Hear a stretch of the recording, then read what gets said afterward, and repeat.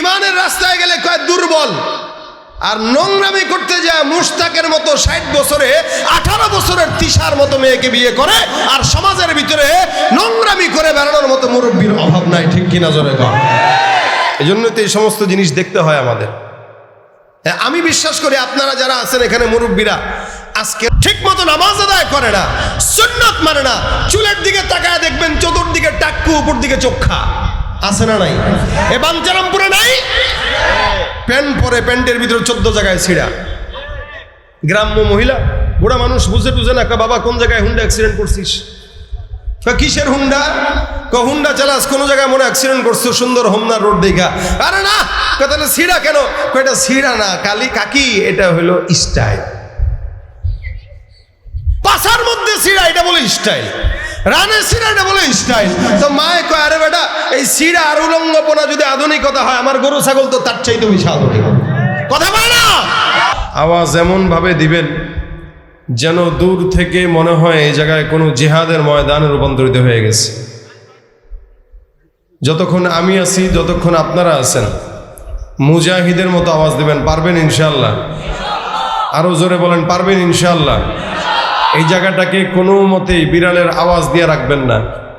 মুমিন, ইমানদার, মুসলমান সিংহের জাতি, মুজাহিদের জাতি, এদের আওয়াজও হয় সিংহ আর বাঘের মতো। ঠিক কিনা বলেন? এই জায়গায় এমন আওয়াজ দিবেন যারা এখনো দোকানপাটে ফুচকা খাওয়ায় ব্যস্ত, এরা যেন এখানে দৌড় দিয়া আসতে বাধ্য হয়। রাজি আছেন? আওয়াজ দিয়া বলেন নারে তাকবীর। সামনে পিছনে ডানে বাঁয়ে সবাই মিলে নারে তাকবীর। ইসলামের শত্রুরা, আল কোরআনের আলো, ঘরে ঘরে জালো, লিল্লাহে তাকবীর। বিপ্লব মানে জীবন দেয়া বসে থাকা নয়, সে কোনদিন আসবে না রে করো যদি ভয়। ঠিক কিনা? আসবে বিজয় রক্ত আর জীবনের বিনিময়, আসবে বিজয় রক্ত আর জীবনের বিনিময়। বিপ্লব মানে জীবন দেয়া বসে থাকা নয়, সে কোনদিন আসবে না রে করো যদি ভয়। লড়াইয়ের ওই ময়দানেতে যেতে তোমাকে হবে, প্রয়োজনে সব রক্তটুকু জমিনেই ঢেলে দেবে। কথা কয় না? ঠিক কিনা? আওয়াজ দিয়ে বলেন ঠিক কিনা? লড়াইয়ের ওই ময়দানেতে যেতে তোমাকে হবে, প্রয়োজনে সব রক্তটুকু জমিনেই ঢেলে দেবে। তবুও তোমায় লড়তেই হবে, মানিবে না পরাজয়।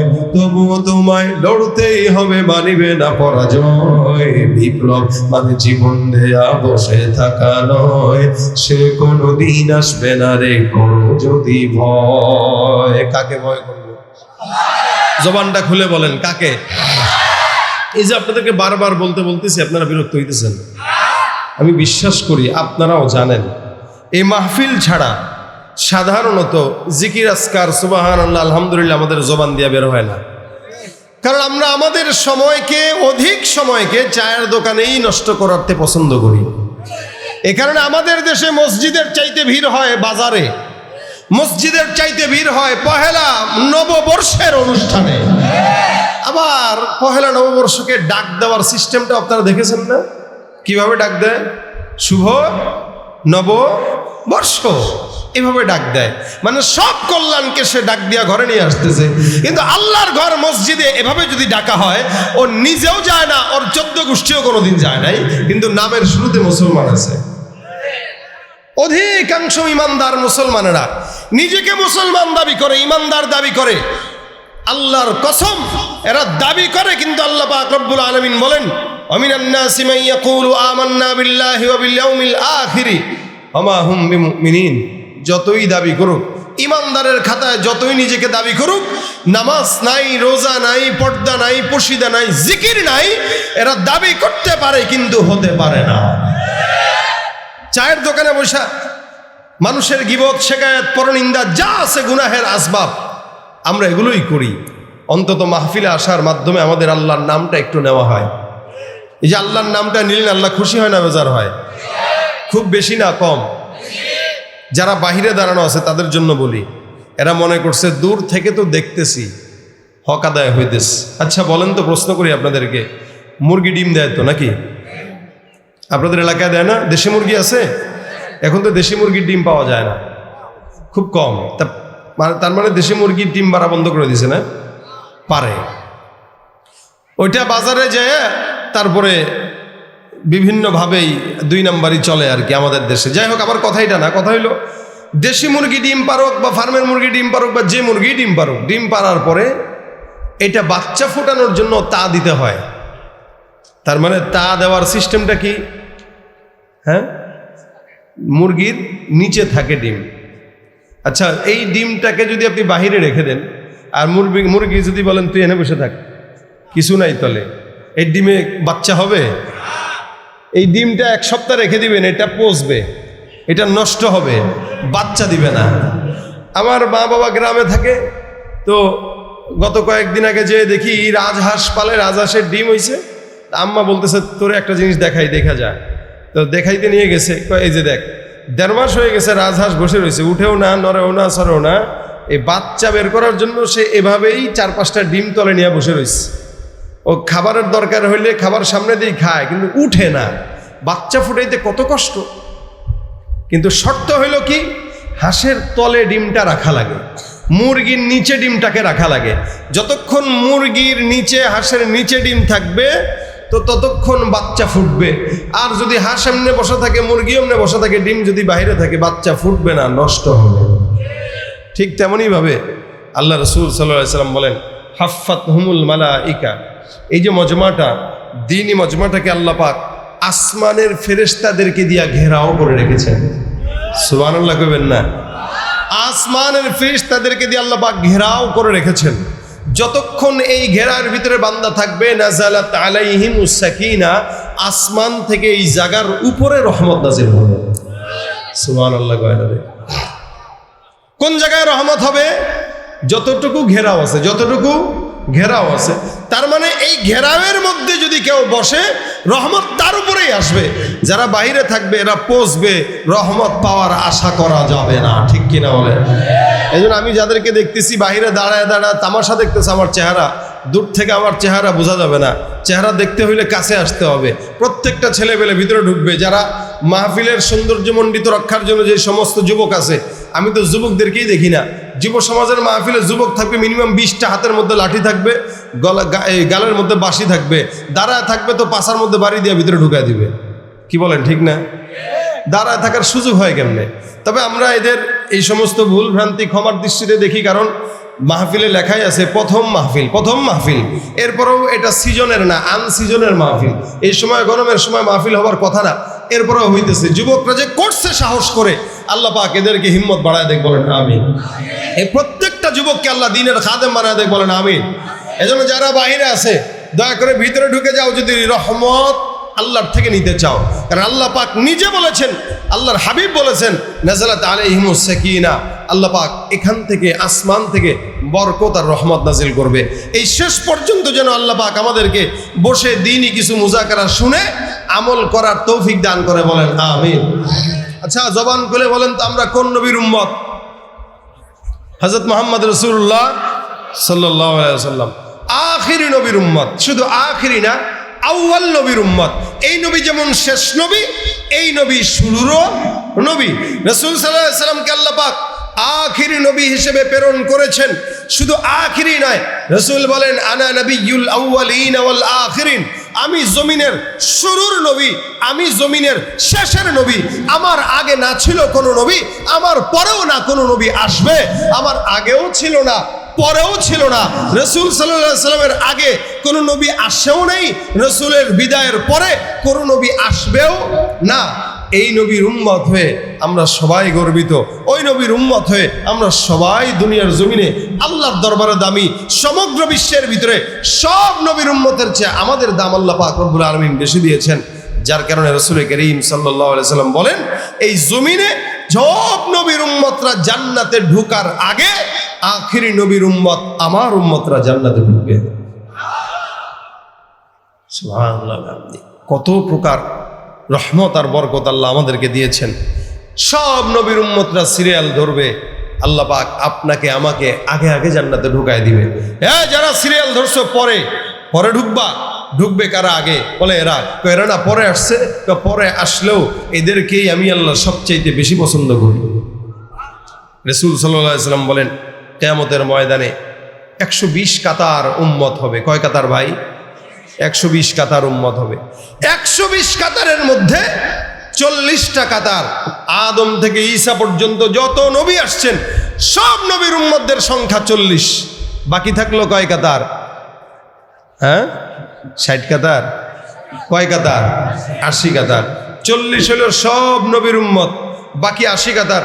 রাসূল বলেন এই 80 কাতার উম্মত আমি মুহাম্মদুর রাসূলুল্লাহর উম্মত। সুবহানাল্লাহ। সংখ্যা বেশি না কম? অনেক বেশি না? ডাবল। সব নবীর উম্মত মিলে 40, আর নবী বলেন শুধু আমার উম্মতটাই 80।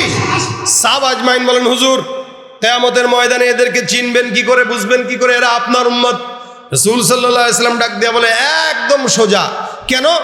আমার উম্মতটা এত সস্তা না, এদেরকে চিনার জন্য আল্লাহ পাক চিহ্ন দিয়ে দিয়েছেন। সুবহানাল্লাহ, চিহ্ন দিয়ে দিয়েছেন। এই সুবহানাল্লাহ বললে কি সওয়াব হয় না গুনাহ হয়? জোরে বলেন সুবহানাল্লাহ। এই যে একবার বললেন, একবার কেউ যদি বলে, রাসূল বলেন ইন্না ফিল জান্নাতি লাশাজারা, একবার কেউ সুবহানাল্লাহ পড়বে তো জান্নাতে একটা গাছ লেগে যাবে। যারা যারা এখন সুবহানাল্লাহ বলেছেন তাদের জান্নাতে একটা গাছ লেগে গেছে। এখন যারা বলেছেন তাদের জান্নাতে আরেকটা গাছ লেগেছে, আরেকটা লেগেছে। সুবহান, যত বলবেন তত লাগবে সুবহানাল্লাহ ওয়া বিহামদি। জান্নাতে গাছ লাগানো দরকার আছে নি? ওই মুরব্বিরা দরকার আছে। আমার আজকের আপনাদের একটু বলতে কষ্ট হচ্ছে এই কারণে যে আপনারা অধিকাংশই আমি দেখতেছি যদিও মাহফিল যুব সমাজের, কিন্তু মুরব্বিরাই বেশি, সব দাড়ি পাকাওয়ালারা। দাড়ি পাকাওয়ালাদের তো জোর এমনিও চলে গেছে, আরো গরমের মধ্যে জোর নাই, জোর আমারও নাই আপনাদেরও নাই। তবে আমি বিশ্বাস করি সাহাবা আজমাইন যখন যুদ্ধের ময়দানে যেতেন ওনাদের হালত ছিল এমন, ওরা এক একজন বয়স 60 বছর হইলেও যুদ্ধ যখন করতেন তখন তাদেরকে বোঝা যেত না এরা 60 বছর, মনে হতো 18 বছরের যুবক। কিন্তু আমাদের দেশের মুরব্বীরা, আমাদের দেশের বুড়ারা ইমানের রাস্তায় এদেরকে দুর্বল। মসজিদে গেলে মাজা ব্যথা গো বাতের ব্যথা। এজন্য দেখবেন অধিকাংশ মসজিদে চেয়ার দিয়ে আমাদের পোলাপান্না নামাজ পড়ে। বয়স হয় নাই 60 বছর, 40 বছরের 45 বছরের যুবক মসজিদে চেয়ার দিয়ে বসে বসে নামাজ পড়ে। কত বড় বাটপা! অথচ সমাজের ভিতরে যখন খেলা হয়, হাডুডু খেলায় সে যুক্ত হয়, ফুটবল খেলাও সে মিস দেয় না, ক্রিকেট খেলাও সে সারাদিন ডাং করে ঘুরে। মসজিদে ঢুকলে কয় বাতের ব্যথা, পায়ের ব্যথা, যার কারণে চেয়ারে বসে নামাজ পড়ে। আসলে ইমানদার না ভণ্ড? কথা বলেন ঠিক কিনা? যার কারণে ইমানের রাস্তায় গেলে কয় দুর্বল। আর নোংরামি করতে যায় মুশতাকের মতো 60 বছরে 18 বছরের তিশার মতো মেয়েকে বিয়ে করে, আর সমাজের ভিতরে নোংরামি করে বেড়ানোর মতো মুরব্বীর অভাব নাই। ঠিক কিনা জোরে কর? এই জন্য তো এই সমস্ত জিনিস দেখতে হয় আমাদের। আমি বিশ্বাস করি আপনারা যারা আছেন এখানে মুরব্বীরা আজকের মাহফিলে 18 বছরের জওয়ান হয়ে যাবেন। রাজি আছেন ইনশাআল্লাহ? আওয়াজ দিয়া বলেন তো নারায়ে তাকবীর। কারা কারা জওয়ান আছেন হাতটা উঠান। জওয়ান কারা কারা? জওয়ান মাশাআল্লাহ। এই যে মুরব্বী হাত তুলছে, জওয়ান। দাঁত সামনে নাই কাকা, হাত তুলছেন জওয়ান। আলহামদুলিল্লাহ, হাত যে তুলছে এটাই বেশি। কারা কারা জওয়ান? আমি তাকবীর দিব।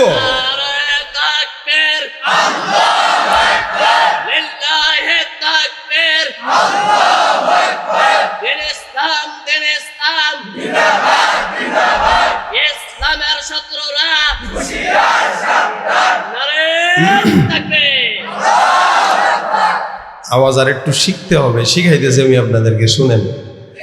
এই যে যুবকরা হাত তুলছেন, অনেক মুরব্বীরাও হাত তুলছেন। ভাগ হবে দুইটা। কয়টা ভাগ? দুইটা। আমি নারায়ে তাকবীর বলবো, আল্লাহু আকবার হবে। প্রথম ভাগে মুরব্বীরা, পরের ভাগে যুবকেরা। এখন যুবকদের কথা বলছি, মুরব্বীরাও হাত তুলছেন। তো যুবক কারা, মুরব্বী কারা? যারা যারা বিবাহ করেছেন সব বুড়া, এই সব জওয়ান। ঠিক আছে? তো কারা কারা বিবাহের কাতারে আছেন? আমিও বিয়ে করছি, সমস্যা নাই, টেনশন নাই। হাতটা তুলে দেখান কারা কারা বিবাহিত। নারায়ে তাকবীর। না, আওয়াজ নাই, বুড়াদের আওয়াজ নাই।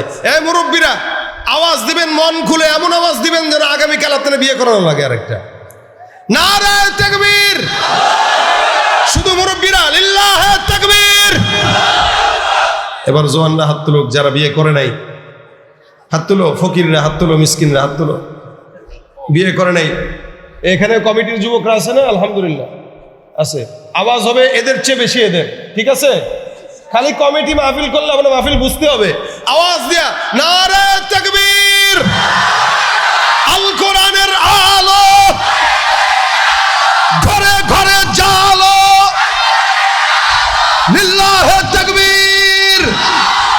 আল কোরআনের সৈনিক আমি, নেই তো কোনো ভয়, এক আল্লাহর গোলাম আমি, এই তো পরিচয়। ঠিক কিনা? এই পৃথিবীর সবই নকল, এই পৃথিবীর সবই নকল, আসল কিছুই নয়, এক আল্লাহর গোলাম আমি, এই তো পরিচয় আমার, এই তো পরিচয়। কোরআন হাদিস শাসনতন্ত্র রাসূল আমার নেতা, উৎসাহ মোর চির অম্লান ইতিহাসে বীর গাথা। এক আল্লাহ ছাড়া আমার দিলে, এক আল্লাহ ছাড়া আমার দিলে নেই তো কারো ভয়, এক আল্লাহর গোলাম আমি, এই তো পরিচয় আমার, এই তো পরিচয়। আল কোরআনের সৈনিক আমি, নেই তো কোনো ভয়, এক আল্লাহর গোলাম আমি, এই তো পরিচয় আমার, এই তো পরিচয়। ঠিক কিনা? আমরা কার গোলাম? কোন নবীর উম্মত? আখিরি নবীর উম্মত। সুবহানাল্লাহ। কত সম্মান আল্লাহ দিয়েছেন যে বান্দা সুবহানাল্লাহ জবান দিয়া বলবে তো জান্নাতে গাছ লেগে যাবে। আস্তে কয় সুবহানাল্লাহ। এতক্ষণ কাদেরকে আমি খোঁচা দিতেছি? জোরে বলেন সুবহানাল্লাহ। একবার পড়ছেন তো জান্নাতে গাছ। রাসূল বলেন কত বড় গাছ জানো? দ্রুতগামী একটা ঘোড়া 100 বছর যদি লাগাতার দৌড়ায়, এই গাছটা এত বড়, এই গাছের গোড়া পর্যন্ত শেষ করতে পারবে না। এই যে বললেন আরেকবার লেগে গেছে। আমরা তো বাবারা, আমরা ফকিন্নির জাত, আমরা হলো মিসকিনের জাত, যার কারণে বারান্দায় 2-4টা গাছ লাগায় কই দেখ আমার বাগান, অথচ জান্নাতে যে বাগান আছে কতগুলা এটার চিন্তাও নাই যে সুবহানাল্লাহ বললে জান্নাতে গাছ লেগে যাচ্ছে। আমরা দুনিয়ার গাছের জন্য পাগল, কিন্তু জান্নাতে গাছ লাগাইতে হবে এই চিন্তা আমাদের মাথায় নাই। দুনিয়ার ছোট্ট ঘরের মধ্যে বাগান লাগাইতে বসতো, অথচ জান্নাত কত বিশাল বড়, শুরু আছে শেষ, শুরু আছে শেষ। কোনো চক্ষু দেখে নাই, কোনো কান শুনে নাই, কোনো অন্তর অনুভব করতে পারবে না, ওই নিয়ামত আল্লাহ আপনার জন্য আমার জন্য রেখে দিয়েছে। সুবহানাল্লাহ। শুধুমাত্র আপনার আমার জন্য সবচেয়ে দামি জান্নাত রাসূলের উম্মত হওয়ার কারণে। আল্লাহ পাক রব্বুল আলামিনের হাবিব বলেন, আমার উম্মতদেরকে চেনার জন্য আল্লাহ পাক তার কপালে চিহ্ন দিয়ে রাখবেন। কি? আশিকাতার উম্মত দেখলে বুঝবো কি করে? রাসূল করিম সাল্লাল্লাহু আলাইহি সাল্লাম বলেন, কিয়ামতের ময়দানে আল্লাহ পাক রব্বুল আলামিন যে আশিকাতার উম্মতকে রাখবে, এদের আলাদা বৈশিষ্ট্য থাকবে। এদের প্রত্যেকের চেহারা, যারা ওযু করে নামাজ আদায় করেছে, বান্দার ওযুর অঙ্গগুলোকে আল্লাহ পাক উজ্জ্বল করে দিবে, আর আমি নবী এক একটা উজ্জ্বল চেহারা দেখে দেখে সোজা জান্নাতে ঢুকায় দেব। এই জন্য আল্লাহ পাক রব্বুল আলামিন বলেন, ওয়ামা আরসালনাকা ইল্লা রাহমাতাল লিল আলামিন, সারা জাহানের জন্য আমি আমার পয়গম্বরকে রহমত বানাইলাম। এমন রহমত আমি আল্লাহ অন্য কোন নবীকে বানাই নাই। জমিনের মধ্যে এমন পয়গম্বর আমি আল্লাহ দেই নাই। আকায়ে নামদার মুহাম্মদুর রাসূলুল্লাহ সাল্লাল্লাহু আলাইহি ওয়াসাল্লামকে যতটুকু সম্মান দান করলাম, এতটুকু সম্মান জমিনে অন্য কোন নবীকে আমি আল্লাহ দেই নাই। আদম থেকে নিয়ে ঈসা পর্যন্ত, মুহাম্মদ পর্যন্ত হাজার লক্ষ নবী আসছে, জমিনের মধ্যে কোন নবীকে আমি আল্লাহ এত সম্মান দেই নাই।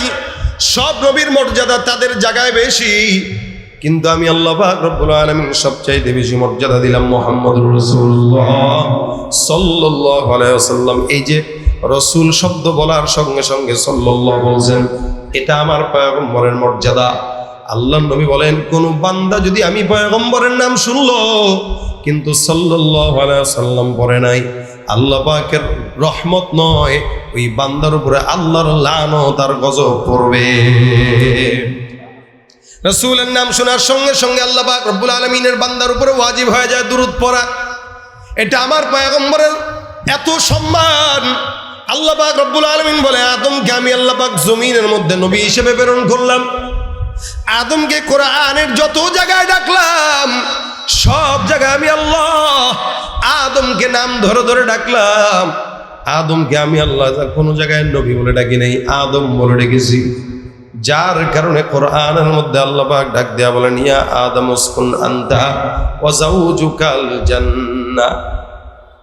আদম পয়গম্বরকে আল্লাহ পাক রব্বুল আলামিন নাম ধরে ডাকলেন, হে আদম। আল্লাহ পাক ডাক দেয়া বলেন, ইয়া জাকারিয়া ইন্না নুবাশশিরুকা বিগুলাম। জাকারিয়া নবী কেউ নাম ধরে ডাকে, ইয়াহইয়া কেউ নাম ধরে ডাকে। আল্লাহ পাক ডাক দেয়া বলেন, ইয়া ইয়াহইয়া খুযিল কিতাবা বিকুওয়া। অর্থাৎ যত নবী আছে সব নবীদেরকে আল্লাহ পাক রব্বুল আলামিন নাম ধরে ডাকলেন। আমার আল্লাহ ডাক দেয়া বলেন, ইয়া ইব্রাহিম কদ সাদ্দাকতার রুইয়া। এখানে ইব্রাহিম পয়গম্বরকেও নাম ধরে ডাকে। আমার আল্লাহ পাক ডাক দেয়া বলতেছেন, ওয়া ইব্রাহিম ওয়া ইসমাঈল ওয়া যুলকিফ। ইব্রাহিম, ইসমাঈল, যুলকিফ এও আল্লাহ পাক নাম ধরে ডেকেছেন। নূহ পয়গম্বরের বেলা আল্লাহ পাক ডাক দেয়া বলেন, ইয়া নূহ হুবিতু বিসালামিন মিন্না ওয়া বারাকাতিন আলাইক। নূহ পয়গম্বরকেও নাম ধরে ডাকে। সব নবীদেরকে আমার আল্লাহ নাম ধরে ডাক দেয়। কিন্তু আপনার আমার পয়গম্বর আখির নবী মুহাম্মদুর রাসূলুল্লাহ সাল্লাল্লাহু আলাইহি ওয়াসাল্লামকে আল্লাহ পাক কোরআনের ফাতিহা থেকে নিয়ে নাস পর্যন্ত একটা বান্দা কোনোদিন দেখাতে পারবে না যে আমার নবীকে নাম ধরে ডাকছেন। আমার আল্লাহ পাক শুধুমাত্র বেয়াদবি যেন না হয় এটা রক্ষা করার জন্য ফাতিহা থেকে নিয়ে নাস পর্যন্ত এক জায়গায় কেবল মুহাম্মদ বলে উল্লেখ করেন নাই। আস্তে কোন সুবহানাল্লাহ, আরো আস্তে কোন সুবহানাল্লাহ।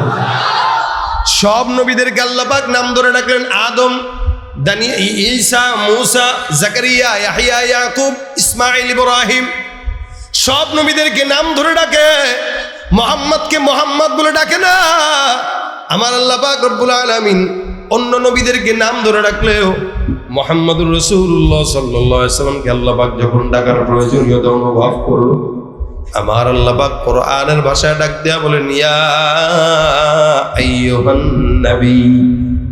সব নবীদেরকে আল্লাহ পাক নাম ধরে ধরে ডাকলেও আপনার মতো আমার মতো পয়গম্বর নবী মুহাম্মদুর রাসূলুল্লাহ আমাদের নবী সাল্লাল্লাহু আলাইহি ওয়াসাল্লামকে আল্লাহ পাক নাম ধরে না ডেকে ডাক দেন, হে নবী। আমার আল্লাহ কখনো কখনো বলেন ইয়া আইয়ুহার রাসূল, কখনো বলেন নবী, কখনো রাসূল। আমার আল্লাহ পাক যদিও আমার পয়গম্বরকে কোরআনের মধ্যে নবী বলে ডাকছে, রাসূল বলে ডেকেছেন, আল্লাহ পাক রব্বুল আলামিন কখনো কখনো লকব দিয়া ডাকছেন। যেমন কি আল্লাহ পাক ডাক দেয়া বলেন, ইয়া আইয়ুহাল মুজাম্মিল। নবী আমার বিছানায় শোয়া, আল্লাহ পাক তাকায় দেখে পয়গম্বর চাদর মুড়ি দিয়া ঘুমানো। আমার রব্বুল আলামিন ডাকে, ইয়া আইয়ুহাল মুজাম্মিল, এ চাদরওয়ালা। আল্লাহ পাক রব্বুল আলামিন রাসূলকে এরপরও ইয়া মুহাম্মদ বলে ডাকেন নাই, চাদরওয়ালা ডাক দেয়, ইয়া আইয়ুহাল মুদাসসির বলে ডাক দেয়। কখনো বলেন হামিম, কখনো ইয়াসিন, কখনো তাহা মা আনজালনা আলাইকাল কুরআনা লিতাশকা। এক এক জায়গায় আমার পয়গম্বরকে ভিন্ন ভিন্ন নামে ডাক দেয়, মুহাম্মদ বলে ডাকে না। এটা আমার পয়গম্বরের সম্মান। আমার আল্লাহ পাক যদি কখনো মুহাম্মদ বলেছেন, ওই জায়গাটায় মুহাম্মদের পাশে আমার আল্লাহ পাক সুন্দর করে নামটাও লাগায় দেয়। আমার আল্লাহ ডাক দেয়া বলেন, ওমা মুহাম্মাদুন ইল্লা রাসূল।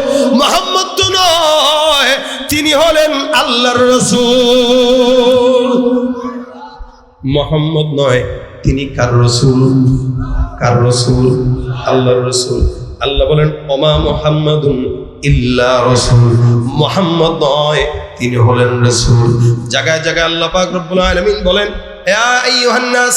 আল্লাহ পাক রব্বুল আলামিন ইয়া আইয়ুহান নবী, ইয়া আইয়ুহার রাসূল। কখনো কখনো বলেন, লাকাদ জাআকুম রাসূলুম মিন আনফুসিকুম, তোমাদের মধ্য থেকে রাসূল আসছে। কখনো বলেন, লাকাদ কানা লাকুম ফি রাসূলিল্লাহি উসওয়াতুন হাসানাহ। একটা জায়গাতেও আল্লাহ পাক মোহাম্মদ বলে না, রসুল বলে, নবী ডাক দেয়া কয়, মুজাম্মিল বলে, মুদ্দাসসির বলে। ও সব নবীকে নাম ধরে ডাকলেও মুহাম্মদুর রাসূলুল্লাহকে নাম ধরে ডাকে না। তার মানে বোঝা গেল সম্মান সবার চেয়ে বেশি না কম? একটু বেশি, অনেক বেশি না? সব নবীদেরকে আল্লাহ পাক নাম ধরে ধরে ডাকে। দেখবেন এলাকার খতিবরে কেউ নাম ধরে ডাকে না। খতিব সাহেব, ইমাম সাহেব, মাওলানা সাহেব, চেয়ারম্যান সাহেব, মেম্বার সাহেব। আমার নবীকে আল্লাহ পাক রাসূল, নবী, মুজাম্মিল, মুদ্দাসসির, ইয়াসিন, তাহা যদিও কখনো নাম ধরে ডাকে, নামের পাশে আবার লকব লাগায় দেয়। আমার আল্লাহ পাক ডাক দিয়া বলেন, মুহাম্মাদুর রাসূলুল্লাহ ওয়াল্লাযীনা মাআহু আশিদ্দাউ আলাল কুফফার। মুহাম্মাদুর রাসূলুল্লাহ, মুহাম্মদ কার রাসূল? আল্লাহ। আরেক জায়গায় ডাক দেয়া বলেন, মা কানা মুহাম্মাদুন আবা আহাদিম মিন রিজালিকুম ওয়ালাকিন রাসূলুল্লাহ ওয়া খাতামান নবিয়্যিন। মুহাম্মদ তোমাদের কোন পুরুষের পিতা নয়। মুহাম্মাদের এক নম্বর পরিচয়, মুহাম্মদ হলো আল্লাহর রাসূল। দুই নম্বর পরিচয়, ইনি হলেন শেষ নবী, আখির নবী। এই নবীর পরে আর কোন নবী আসার সম্ভাবনা নাই, ঠিক না? নবীর পরে আর কোন নবী আসার সম্ভাবনা যদি থাকতো, এ দেশের মুসলমান খুব বুঝবেন।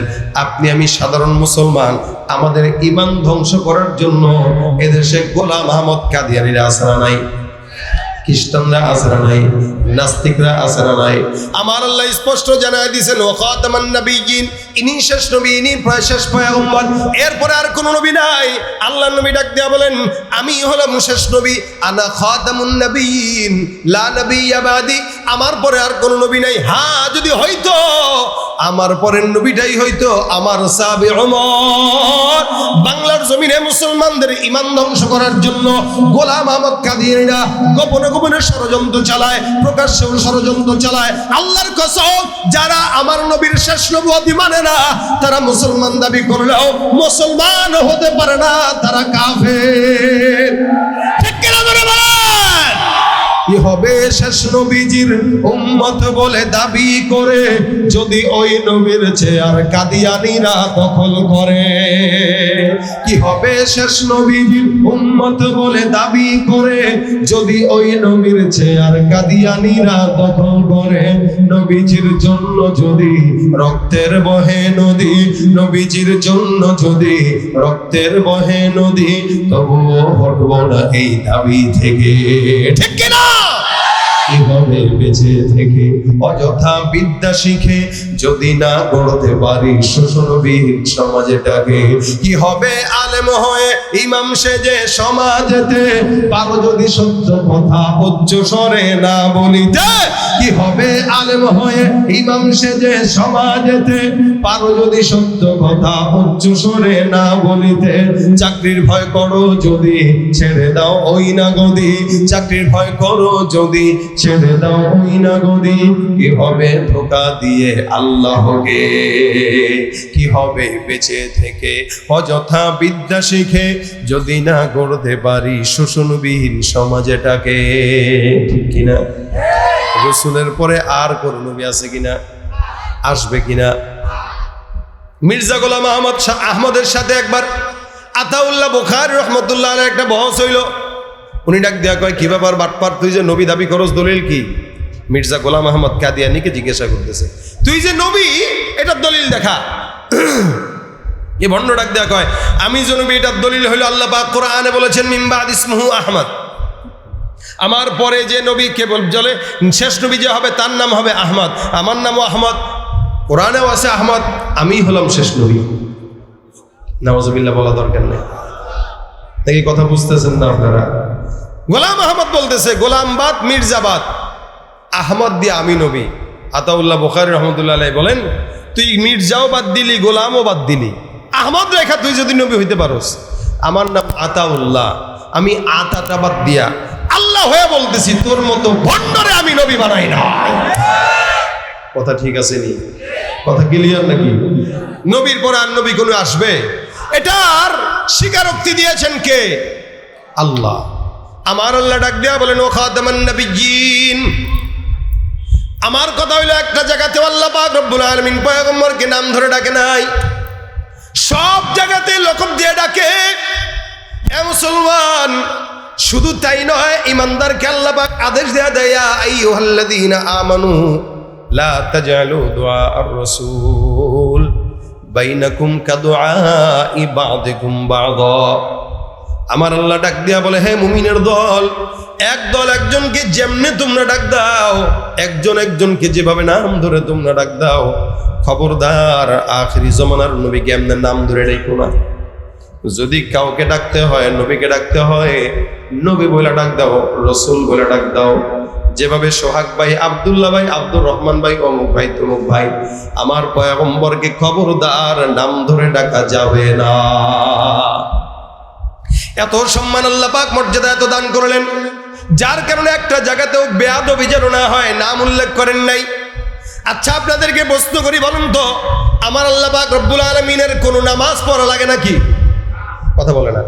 আল্লাহ নামাজ পড়ে, রোজা রাখে, যাকাত দেয়, এটা করবে কে? বান্দা করবে। কিন্তু বান্দা করে নাকি? দেখেন, বান্দা নামাজটাও ঠিক মতো পড়ে না। দেখবেন এই কারণে আমাদের দেশে মেলার মধ্যে লোক বেশি, মসজিদে লোক নাই। আরে রমজানটা যে গেল, রমজানে এত বয়ান করার পরেও চায়ের দোকানের পর্দা সরাইতে পারি না এত বছর পর্যন্ত। সারা বছর পর্দার খবর নাই, রমজান আসলে পর্দাওয়ালার পুরুষের অভাব নাই। শরীফ শরীফার গল্প তো এই দেশে আছে না এখন, সব নিজের নিজে শরীফা মনে করা চায়ের দোকানে ঢুকে পড়তে শুরু করে।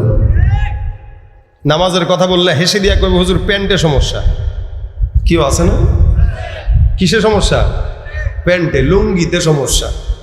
1.5 বছরের বাচ্চার প্যান্টে সমস্যা থাকতে পারে, 32 বছর বুড়া খাটাসের যদি প্যান্টে সমস্যা থাকে, এটা মানা যায়?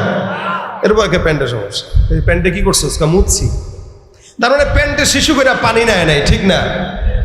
এই টাইপের যারা আছে এদেরকে ধইরা ফার্মেসি থেকে তার সাইজ অনুযায়ী প্যাম্পাস কিনে পড়ায় দিবেন, যেন প্যান্ট না পাক করতে না পারে। কথা কয় না? যে রোজার মাসে রোজা রাখে না, ঠিক মতো নামাজ আদায় করে না, সুন্নাত মানে না, চুলের দিকে তাকায় দেখবেন চতুর্দিকে টাক্কু, উপর দিকে চোখা, আছে না নাই? এ বাঞ্চারামপুরে নাই? প্যান্ট পরে, প্যান্টের ভিতরে 14 জায়গায় ছিঁড়া। গ্রাম্য মহিলা, বুড়া মানুষ বুঝে টুঝে না, বাবা কোন জায়গায় হুন্ডা অ্যাক্সিডেন্ট করছিস? কিসের হুন্ডা? হুন্ডা চালাস, কোন জায়গায় মনে অ্যাক্সিডেন্ট করছো, সুন্দর হোমনা রোড দেখা। আরে না, তাহলে ছিঁড়া কেন? এটা ছিঁড়া না কালি কাকি, এটা হলো স্টাইল। পাশার মধ্যে ছিঁড়া, এটা বলে স্টাইল। রানে ছিঁড়া, এটা বলে স্টাইল। তো মায়ে কয় আরে বেটা, এই ছিঁড়া আর উলঙ্গপনা যদি আধুনিকতা হয়, আমার গরু ছাগল তো তার চাইতে বেশি আধুনিক। কথা বলে না? তুমি নবীর উম্মত দাবি করো, সুন্নাহ মানো না, নবীর অপমানে তোমার হৃদয় কাঁদে না, ঠিক কিনা? নবীর উম্মত দাবি করো, সুন্নাহ মানো না, নবীর অপমানে তোমার হৃদয় কাঁদে না।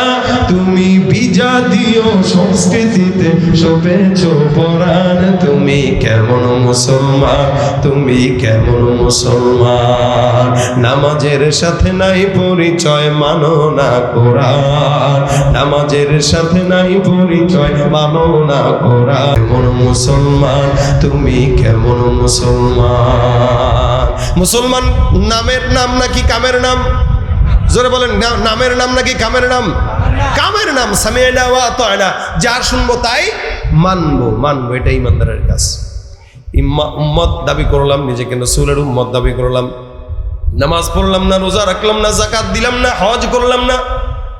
এ মুসলমান খুব বুঝবেন, জমিনের মধ্যে আল্লাহ পাক রব্বুল আলামিন বান্দাকে ইবাদতের মুখতাজ বানাইলেন। বান্দা ইবাদত করবে, আল্লাহ বান্দার ইবাদত পাবে। আল্লাহ পাক রব্বুল আলামিনের কোনো ইবাদতের দরকার হয় না, কিন্তু আল্লাহ পাক নিজে বলতেছেন ইন্নাল্লাহা ওয়া মালাইকাতাহু ইউসাল্লুনা আলান নবী, নিশ্চয়ই আল্লাহ, আল্লাহর ফেরেশতারা সব মিলে ওই বান্দা পয়গম্বর মুহাম্মদুর রাসূলুল্লাহ সাল্লাল্লাহু আলাইহি ওয়াসাল্লামের উপরে দুরূদের আমল করে। সুবহানাল্লাহ। আমল করে কে? আল্লাহ। আমার আল্লাহ ডাক দিয়া কয়, নিশ্চয়ই আল্লাহ আর আল্লাহর ফেরেশতারা ওই পয়গম্বরের উপরে দুরূদের আমল করে। আল্লাহ পাকের তো ইবাদত লাগে না, নামাজ লাগে না, রোজা লাগে না, যাকাত লাগে না, এরপরে আল্লাহ পাক আমল করে। আল্লাহ পাক রব্বুল আলামিন নিজে বলতেছেন, নিশ্চয়ই আল্লাহর ফেরেশতারা ওই পয়গম্বরের উপরে দুরূদের আমল করে। তার মানে বুঝতে হবে আমলটা কত দামি আমল। যে আমলটা আল্লাহ নিজে করে, যার উপরে করে, ওই নবীও দামি, আমলটাও দামি। ভাইরা আমার, আল্লাহ নামাজ লাগে না, রোজা লাগে, আল্লাহ নিজে নিজের ইবাদত করে না, নিজে নিজের জিকিরি করে না, সেখানে পয়গম্বর মুহাম্মদ রাসূলুল্লাহর জিকির করে। আল্লাহর হাবিব সাল্লাল্লাহু আলাইহি সাল্লাম এই কারণে হাদিস শরীফে বর্ণনা করে, দুরূদ শরীফের আমলটা এত দামি আমল যে আমলটা বান্দার সঙ্গে আমি পয়গম্বরের সঙ্গে সম্পর্ক বাড়ায় দেয়। রাসূল বলেন, আচ্ছা জান্নাতে যে ঘর আছে, এই যে একটা ঘর, এই যে আরেকটা ঘর, এই যে এলাকার মধ্যে চেয়ারম্যানের পাশের ঘরে যে বান্দা থাকে, সে বলতে পারে আমি চেয়ারম্যানের পাশের বাড়িতে থাকি, আমি মেম্বারের পাশের বাড়িতে থাকি, আমি হুজুরের পাশের ঘরে থাকি। ঠিক তেমনিভাবে কোনো বান্দা যদি কিয়ামতের ময়দানে যাওয়ার পর জান্নাতের মধ্যে রাসূলের ঘরের পাশে থাকতে চায়, রাসূল বলেন, আউলান নাসি বিয়াউমাল কিয়ামাতি আকতারুহুম আলাইয়া সালাহ। কেউ যদি আমি রাসূলের উপরে বেশি বেশি দুরূদের আমল করে, জান্নাতে ওই বান্দার ঘর আমি পয়গম্বরের ঘরের পাশেই থাকবে। আমার পয়গম্বরের পাশে যদি থাকতে চাও, আল্লাহর নবী বলে বেশি বেশি দুরূদের আমল করো। রাসূলুল্লাহ হাদিসে বলেন, মান সাল্লা আলাইয়া সালাতান ওয়াহিদাতান সাল্লাল্লাহু আলাইহি আশারা। একবার কোন ইমানদার যদি আমি পয়গম্বরের উপর দুরূদের আমল করে, আল্লাহ পাক রব্বুল আলামিন ওই বান্দার উপরে একটা নয়, দুইটা নয়, 10টা রহমত নাজিল করে দিবেন। সুবহানাল্লাহ। এ ভাইরা আমার, কত দামি নবী হলে আল্লাহ পাক নিজে নবীর উপর আমল করে, দুরূদের আমল। এখানে আপনি আমি বসা, খুব মনে রাখবেন, রাসূল করিম সাল্লাল্লাহু আলাইহি ওয়াসাল্লাম বান্দাকে ফজিলত বর্ণনা করতে যেই কথা বলেছেন, কোন ইমানদার বান্দা যদি দোজাহানের সফলতা চায়, জমিনেও সফলতা চায়, আখিরাতেও সফলতা চায়, ওই বান্দা যেন বেশি বেশি দুরূদের আমল করে। এমনকি মুনাজাতের ব্যাপারে এই কথা হাদিস শরীফে রাসূল করিম সাল্লাল্লাহু আলাইহি ওয়াসাল্লাম বর্ণনা করেছেন। কোন বান্দা যখন মুনাজাত করে, দোয়ার আগে যদি দুরূদ না পড়ে, মাঝেও যদি দুরূদ না পড়ে, ওই দোয়াটা আসমানে যায় না, জমিন আর আসমানের মাঝে ঝুলন্ত হয়ে থাকে। বান্দা যখন দুরূদ শরীফ পড়ে মুনাজাত করে, দুরূদের বরকতে আল্লাহ বান্দার সমস্ত মনের চাওয়া পূরণ করে দেয়। সুবহানাল্লাহ। এ ভাইরা আমার, খুব বুঝবেন, আল্লাহ পাক নিজে বলতেছেন, ইন্নাল্লাহা ওয়া মালাইকাতাহু ইউসাল্লুনা আলান নবী। নিশ্চয়ই আল্লাহর ফেরেশতারা সব মিলে ওই পয়গম্বরের উপরে দুরূদ পড়ে। আল্লাহর ফেরেশতা কয়জন?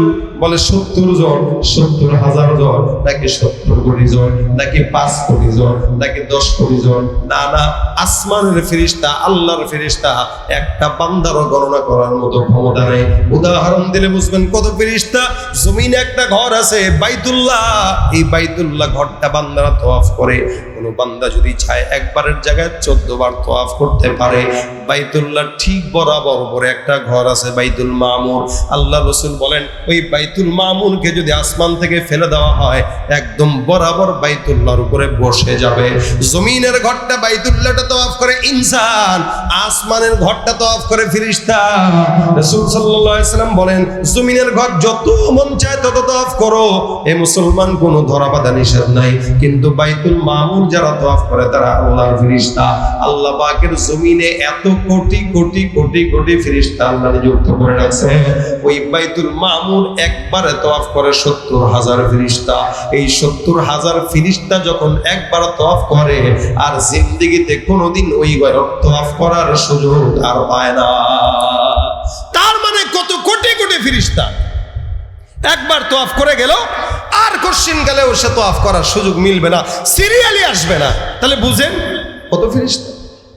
আমার আল্লাহ ডাক দেয়া বলেন, সব ফেরেশতারা মিলে, আমি আল্লাহ মিলে আমার পয়গম্বরের উপরে দুরূদ পড়িয়ে বেঈমানের বাচ্চারা বুঝে নাও, আমার পয়গম্বরের উপরে তুমি যদি গালি দাও, কারো যায় আসে না। কারণ আল্লাহর নবীর প্রশংসা করার জন্য আমার আল্লাহ একাই যথেষ্ট। আমরা উম্মত যারা আছি, অনেক উম্মতরা এখানে আছে যারা দাড়িও রাখে না, ঠিক মতো সুন্নত মানে না, কিন্তু আমার দিল বলে ওই ইমানদারের সামনে কোনো কেউ বেঈমানের বাচ্চা যদি নবীকে গালি দেয়, আল্লাহর কসম সাথে সাথে লাশটা কবরে দাফনে ঢুকায় দেব, ঠিক কিনা? এটাই ইমান। সুন্নাত না মানলেও, নামাজ না পড়লেও আমার চোখের সামনে আমার রাসূলকে কেউ গালি দিবে, এক বিন্দু রক্ত থাকতে কোনোদিন কোনো ইমানদার সহ্য করতে পারবে না। এটা আল্লাহ পাক রব্বুল আলামিন পয়গম্বরের জন্য ফিদা, ফেরেশতারাও ফিদা, সাহাবা আজমাইন ফিদা, তাবেঈরাও ফিদা, আমরাও ফিদা। কিয়ামত পর্যন্ত এই নবীকে যারা নাম নিশানা মিটায় দিতে চাইছে, রাসূলের নাম নিশানা মিটে নাই, বরং ইসলাম সারা বিশ্বের আনাচে কানাচে পৌঁছায় গেছে, ঠিক কিনা? আর মুসলমান, আল্লাহ পাক রব্বুল আলামিন বলে, বান্দা নিশ্চয় আমি আল্লাহ আমার ফেরেশতারা ওই পয়গম্বরের উপর দুরূদের আমল করে, তোমরাও করো। এ মুসলমান, রাসূল করিম সাল্লাল্লাহু আলাইহি ওয়াসাল্লামকে কেউ যদি দুরূদ শরীফ পড়ে বেশি স্মরণ করে, নবী বলেন সপ্তাহে একদিন নাম ঠিকানা সহ বান্দার সমস্ত আমলনামা আমি রাসূলের রওজায় পৌঁছানো হয়। বেশি বেশি দুরূদ যদি কেউ পড়ে, রাসূলের রওজায় সওয়াব পৌঁছানো হয় নাম সহ। আব্দুর রহমানের ছেলে আব্দুল্লাহ বাঞ্চারামপুর 10 দোন এলাকা থেকে রাসূল আপনার জন্য 10 বার দুরূদ শরীফ আমল পৌঁছাইছে। রাসূল ডাক দিয়া কয়, আমার কবরের মধ্যে আমলনামা পৌঁছানো হয়। কোন বান্দা যত বেশি আমার উপরে দরুদ পড়বে, ওই বান্দাকে তত বেশি আমি চিনব, যত বেশি চিনব তত আগে আগে সুপারিশ করে জান্নাতে নিয়ে যাব। সুবহানাল্লাহ। যত বেশি পড়বেন। রাসূল শুধু তাই না, নবী করিম সাল্লাল্লাহু আলাইহি ওয়াসাল্লাম বলেন, কোন বান্দা যদি আমার রওজার সামনে এসে সালাম দেয়, সালাম, আসসালামু আলাইকা ইয়া রাসূলুল্লাহ বলে সালাম যদি কেউ দেয়, আল্লাহর নবী সাল্লাল্লাহু আলাইহি ওয়াসাল্লাম বলেন যে আল্লাহ পাক রব্বুল আলামিন আমার রূহটা আমার কাছে ফেরত দেয়, আমি নবী তার সালামের জবাব দেয়া দেয়। সুবহানাল্লাহ। আহমদ কবির রিফাই নামে এক রাসূলের আশিক ছিলেন, যে আশিক রাসূলটা একবার রাসূলের রওজায় হজ করতে যায়, রাসূলের রওজায় গেছে জিয়ারতের জন্য। তো যখন রওজায় জিয়ারতের জন্য গেলেন, হাজার হাজার হাজী সাহেবের সামনে সে যায় সালাম দিছেন, আসসালামু আলাইকা ইয়া রাসূলুল্লাহ। হাজার হাজার দর্শকরা নিজের চোখে নিজের কানে শুনেছে, নবী করিম রওজা থেকে উচ্চ কণ্ঠে জবাব দিয়া বলছে, ওয়া আলাইকাস সালাম ইয়া উম্মতি। সুবহানাল্লাহ। এটাই হলো রাসূলের সত্যতা। এই জন্য ভাইরা আমার, এখানে আমরা যারা অনেকে আছি, অনেকে অনেক কাজ করি, হাতের কাজ আছে, পায়ের কাজ আছে, জবানের কোনো কাজ নেই। রিক্সা চালান, ভ্যান চালান, যাই করেন না কেন, মানুষের হাতের কাজ আছে, জবানের কাজ থাক না। জবানের একটা মাত্র কাজ উঠাবো, যখনই সময় হয় একটু বসে আছি, আল্লাহুম্মা সাল্লি আলা মুহাম্মাদিন নবিয়্যিল উম্মি ওয়া আলা আলিহি ওয়া সাল্লিম তাসলিমা। রিক্সা চালাইতেছি, দুরূদ শরীফ পড়েন। মা বোনরা রান্নাবাড়ি করতেছেন, দুরূদ শরীফ পড়েন। রিক্সাওয়ালা, ড্রাইভারওয়ালা, ভ্যান চালক, হুন্ডা চালক, বাজারওয়ালা, চেয়ারম্যান সাহেব, মেম্বার সাহেব, যখন সময় হয় জবানটাগুলো দুরূদ শরীফের আমল করা। এটা যদি কেউ তার জবান উঠায়, একদিন না একদিন পয়গম্বরকে স্বপ্ন যুগে দেখা হয়ে যাবে। সুবহানাল্লাহ। কোন ইমানদার যদি দুরূদ শরীফের আমল করে, তা আল্লাহর নবী তাকে সরাসরি দেখা দিয়ে দেবে স্বপ্নের ভিতরে ইনশাআল্লাহ। আর কোন বান্দা যদি সরাসরি দেখতে তো পারি নাই, স্বপ্নেও যদি রাসূলকে আমরা দেখি, আমার বিশ্বাস আল্লাহর নবীর কথা অনুযায়ী আল্লাহ পাক ওই বান্দার জন্য জাহান্নামের আগুন হারাম করবে। এই জন্য 5 ওয়াক্ত নামাজের পরে দৈনিক সকালে 10 বার, বিকেলে 10 বার, অথবা 5 ওয়াক্ত নামাজের পরে 10 বার, যখন সময় হয় জবান দেয়া লম্বা দুরূদ পড়তে যদি কষ্ট হয়, ছোট্ট দুরূদ সাল্লাল্লাহু আলাইহি ওয়াসাল্লাম, সাল্লাল্লাহু আলাইহি ওয়াসাল্লাম, সাল্লাল্লাহু আলাইহি ওয়াসাল্লাম বলেন না কেন, সাল্লাল্লাহু আলাইহি ওয়াসাল্লাম, সাল্লাল্লাহু আলাইহি ওয়াসাল্লাম। যত বিপদ আছে সমস্ত বিপদ দূর করার জন্য দুরূদ শরীফের আমল যথেষ্ট। সুবহানাল্লাহ। পারবেন তো ইনশাআল্লাহ পড়তে ভাই? পারবেন তো ইনশাআল্লাহ? প্রত্যেকে আজকে থেকে নিয়ত করেন, প্রত্যেকে নিয়ত করেন। এমনি বসে না থেকে যখন সময় হয় দুরূদ পড়ব, মুহাম্মদ হামিদে হামদে খুদা বস, খুদা মদহে আফরি মুস্তফা বস, মুহাম্মদ আজ তুমি খাহাম খুদা রা, খুদায়া আজ তো হুব্বে মুস্তফা রা, খুদায়া আজ তো হুব্বে মুস্তফা রা। প্রত্যেকটা বান্দা আমরা চেষ্টা করব হাতের কাজ, পায়ের কাজ, এটার ফাঁকে ফাঁকে জবানের কিছু কাজ করা। বসে আছি, সাল্লাল্লাহু আলাইহি ওয়াসাল্লাম, সাল্লাল্লাহু আলাইহি ওয়াসাল্লাম, সাল্লাল্লাহু আলাইহি ওয়াসাল্লাম, যখন সময় হয় তখন তেলাওয়াত করব। পারবো তো ইনশাআল্লাহ? আল্লাহ আল্লাহ আমাদের সকলকে তৌফিক দান করুন, আমিন। এতটুকু যদি করেন, রাসূলের সঙ্গে আপনার অন্তরের মহাব্বত তৈরি হবে। মহাব্বত যখন তৈরি হবে, ইনশাআল্লাহ রাসূলের সুন্নাত আপনার ভিতরে ঢুকে যাবে। এই জন্য প্রত্যেকটা যুবক, প্রত্যেকটা মুরব্বী, আজকের এই যুবক ভাইরা যারা মাহফিলের আয়োজন করেছে, এই কষ্ট করে মুজাহাদা করে এই আঞ্জাম দিয়েছে, আমিও কষ্ট করে আপনাদের সামনে এসে দুই চারটা কথা বললাম। প্রত্যেকটা যুবক যদি চিন্তা করে যে আমি আমার জিন্দিগিতে এখন থেকে দুরূদ শরীফের আমল উঠাবো। আমাদের ওস্তাদরা আমাদেরকে শিখাই দিতেন, পরীক্ষার হলে যাবা, দুরূদ পড়বা, তো আল্লাহ পাক রব্বুল আলামিন পরীক্ষার প্রশ্ন সহজ করে দিবে। আমরা দেখছি আমাদের মাদ্রাসার ছাত্র জামানায় দুরূদ পড়ছি তো জেহেন খুলে গেছে, প্রশ্ন সহজ হয়ে গেছে। আপনাদেরকেও বলি, সবচাইতে আমার কাছে গুরুত্বপূর্ণ আমল হলো দুরূদ শরীফের আমল। আমি আমার জিন্দিগিতে যত বিপদ আমার সামনে আসছে, দুরূদ পড়ছি, আল্লাহ আসান করে দিয়েছে। আমার বিশ্বাস আপনারাও যদি পড়েন, আল্লাহ আসান করবে। রাজি আছেন? কারা কারা পড়বেন হাত তোলেন আজকে থেকে ইনশাআল্লাহ। আল্লাহ তুমি আমাদেরকে তৌফিক দান করো, আল্লাহ আমাদের জন্য সহজ করো, জোরে বলেন আমিন। আলহামদুলিল্লাহ, আপনাদের সামনে আজকে এই জায়গায় উপস্থিত হয়েছেন আমাদের শ্রদ্ধেয় হযরত মাওলানা মহিউদ্দিন ফারুকী সাহেব মাদ্দাজিল্লাহ আলী। আপনাদের বাঞ্ছারামপুরের গৌরব, মুরব্বী মানুষ। মুরব্বীরা দোয়ার জন্যই থাকে, মুরব্বীদের থেকে আমরা দোয়া নেওয়ার জন্য এখানে বসি। আপনারাও আসছেন। তা আজকের প্রোগ্রামের শেষ আখেরি নসিহাত এবং মোনাজাত পরিচালনা করবেন আমাদের সম্মানিত মেহমান, আপনাদের অঞ্চলের গৌরব হযরত মাওলানা মহিউদ্দিন ফারুকী সাহেব মাদ্দাজিল্লাহ আলী। এখানে যারা এতক্ষণ আমার কথা শুনলেন, বলেন তো আমি কি কোরআনের বাইরে কোনো কথা বলেছি? হাদিসের বাইরে কোনো কথা বলেছি? উনিও কি বলবেন নাকি উনি একই কথা থেকে বলবেন নাকি? বরং আমার চেয়ে দামি কথা বলবেন, আমার চাইতে দামি কথা বলবেন। আমরা ওনাদের ছাত্রের তুল্য, ওনারা আমাদের ওস্তাদ তুল্য, আমাদের থেকে অনেক অনেক দামি কথা উনি বলতে পারবেন। এই জন্য আপনি যদি কোরআনের মহাব্বতে এসে থাকেন, অবশ্যই ওনার কথা শোনার জন্য বসবেন। আর আপনি যদি ব্যক্তিকেন্দ্রিক মহাব্বতে অথবা দু একটা গজল শুনে যাব এই মহাব্বতে আসেন, আল্লাহর কসম হেদায়েত আপনার কপালে নাই। কারণ আপনার মাকসাদই ভিন্ন গজল শোনা। আর আমি গজল গাইতে এখানে আসি নাই, আমি আসছি ওয়াজ করতে। কারণ আমার নামটা লেখা আমন্ত্রিত ওলামায়ে কেরাম। আমি একজন আলেম, আমি একজন মুদাররিস, আমি একজন খতিব। এরপর আমার একটা পরিচয় আলাদা হইল, আমি একজন নাত খা, গজল পড়ি। ওটা আমার বাহিরের পরিচয়, কিন্তু মূল পরিচয় আমি একজন আলেম হিসেবে আপনাদের কাছে আজকে ওয়াজ শোনাইতে আসছি। আপনারা ওয়াজ শুনতে আসছেন, ফাঁকে ফাঁকে দুই একটা গজল শোনাইছি, এটা হলো বোনাস। কিন্তু গজল গাওয়াই এটা আমার মূল কাজ না। আজকে যতটুকু শুনাইছি এতটুকুই।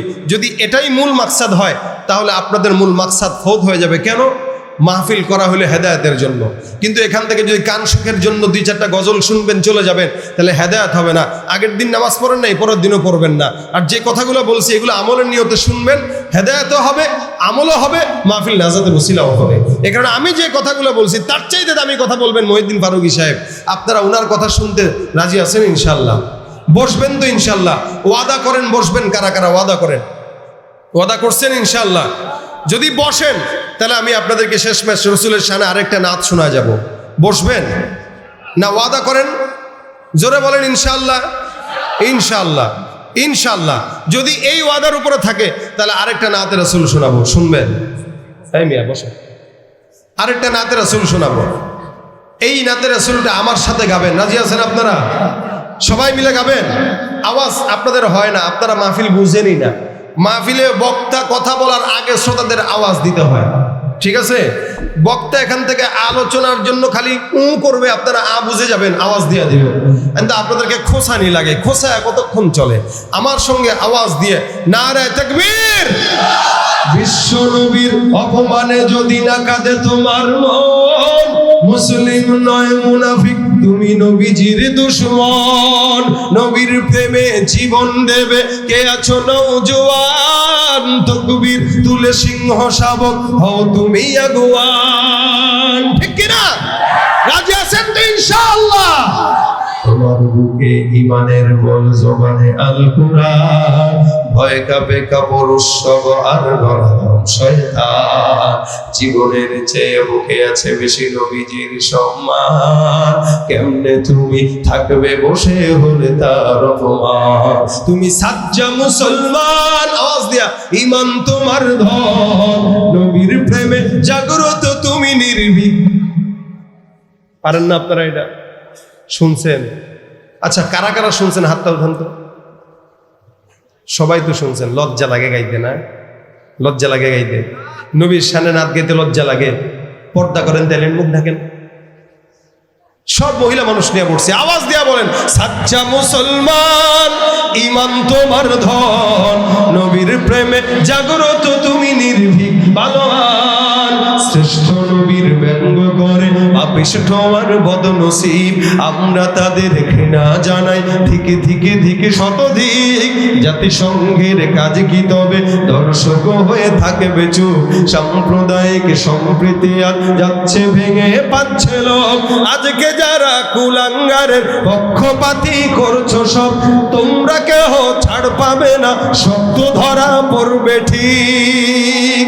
বয়কট হবে, ধিক্কৃত হবে বিশ্ব জুড়ে, নিন্দা কুড়াবে জাগলে মুসলমান, জাগলে মুসলমান। তুমি সাচ্চা মুসলমান, ইমান তোমার ধন, নবীর প্রেমে জাগ্রত তুমি নির্ভীক পালোয়ান। তুমি সাচ্চা মুসলমান, ইমান তোমার ধন, নবীর প্রেমে জাগ্রত তুমি নির্ভীক পালোয়ান।